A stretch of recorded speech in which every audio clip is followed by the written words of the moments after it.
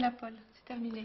En ce début des vacances de Toussaint, la première destination à l'étranger choisie par les Français est la Tunisie, une destination qui commence à être choisie pour d'autres raisons que le soleil. En effet, la chirurgie esthétique y est pratiquée à moindre coût qu'en France et c'est par Internet qu'une agence de voyage propose des forfaits. Reportage Florence Boukia, Abdelzouyesh.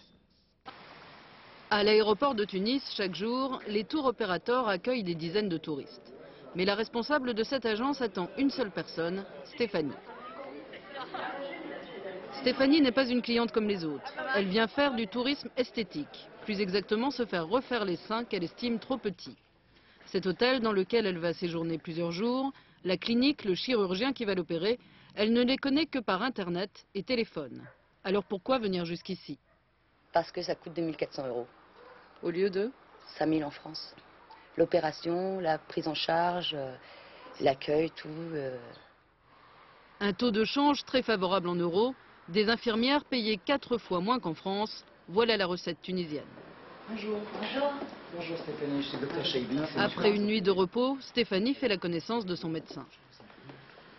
Alors si j'ai bien compris votre courrier, vous êtes ici pour une augmentation mammaire. Ouais. Donc il s'agit de pose de prothèses mammaires. Je vous montre les prothèses d'essai. Là je pense que c'est bon, l'assise est symétrique. Donc c'est un quart de plus. D'accord? Le lendemain, juste avant l'anesthésie, le chirurgien explique précisément à la patiente comment il va procéder.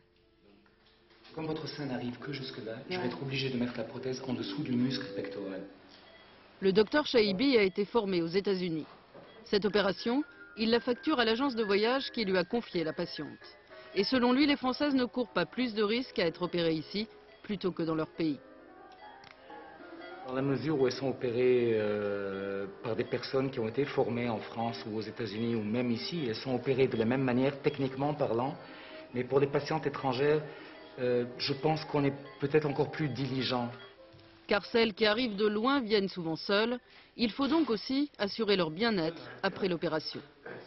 3 jours plus tard, Stéphanie passe la visite de contrôle et découvre sa nouvelle poitrine. Eh ben c'est très bien. Je suis très contente. C'est très joli. L'agence esthétique à Tours, créée en janvier dernier, a déjà accueilli 360 patients français, suisses et canadiens.